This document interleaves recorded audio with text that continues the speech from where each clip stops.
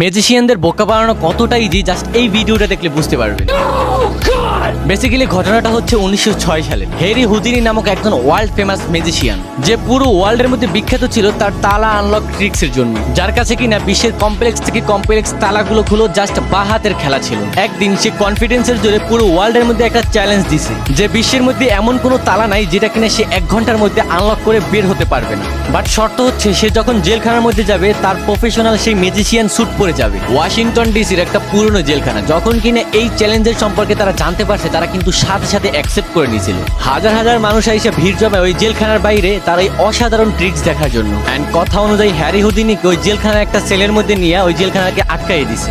ওই সেলের দরজাটা অফ করার পরে যখন কিনা সমস্ত গার্ড চলে যায় তখন হ্যারি হুদিনি তার পোশাকের ভিতর থেকে একটা লোহার স্টিক বের করে, সাথে সাথে লোহার স্টিকটা নিয়ে ওই তালার ভিতরে খোঁচায় খোঁচায় ওই তালাটা খোলার চেষ্টা করে।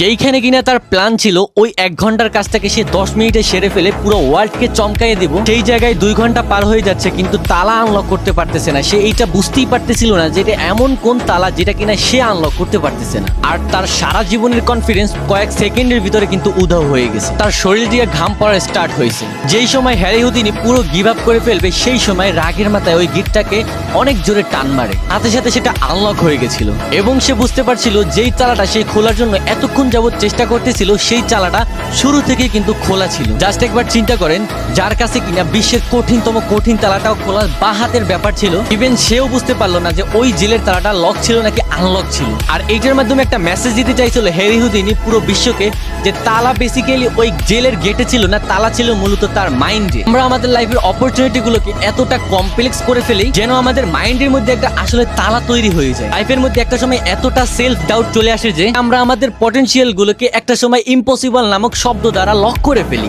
যতক্ষণ পর্যন্ত নিজের মাইন্ডকে আনলক করতে না পারবেন পুরো দুনিয়ার যে কোনো অপরচুনিটিকে আপনার কাছে অনেক বেশি কঠিন লাগবে। আর একজন ফেমাস মানুষ বলেছিল, তুমি যত বেশি এরকম সুন্দর সুন্দর ভিডিও দেখবে তোমার মাইন্ডসেট অত বেশি সুন্দর হতে থাকবে। সো ফলো করে যেতে ভুলবেন না এবং সাবস্ক্রাইব করে যেতে ভুলবেন না। আমি আবু সুফিয়ান আবিদ ছিলাম আপনাদের সাথে। Harry Houdini, the famous magician.